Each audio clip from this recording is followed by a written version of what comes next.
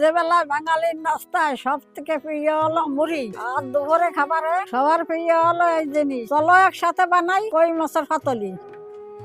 মাছটা একটু কাট লাগিয়ে নেব, মশলাটা ভালো করে ঢোকে এরকম করে কাট। লবণ দিয়ে দিলাম, লঙ্কার গুঁড়ো দিয়ে দিলাম, কাঁচা লঙ্কা জিরে বাটা দিয়ে দিচ্ছি, একটু রসুন বাটা দিয়ে দিলাম, সামান্য একটু আদা দিয়ে দিচ্ছি, হলুদ গুঁড়ো দিয়ে দিলাম, গরম মশলা দিয়ে দিলাম, কাঁচা সর্ষের তেল দিয়ে দিলাম, কলার পাতায় তেল লাগিয়ে নিলাম। তেল লাগিয়ে এবার মাছগুলো সাজিয়ে দেবো। 10 মিনিটের জন্য কড়াইতে বসিয়ে দিলাম, ঢাকা দিয়ে দিচ্ছি থালা দিয়ে। ঢাকনা খুলে দেখি হয়ে গেছে, এবার উল্টিয়ে নিচ্ছি।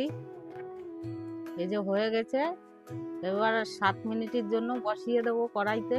আমার পাতুরি রান্না হয়ে গেছে। এই পাতুরি হলে আর কোনো খাবার লাগবে না, এই পাতুরিতেই খাওয়া হয়ে যাবে এক থালা ভাত। খুব সুন্দর হয়েছে।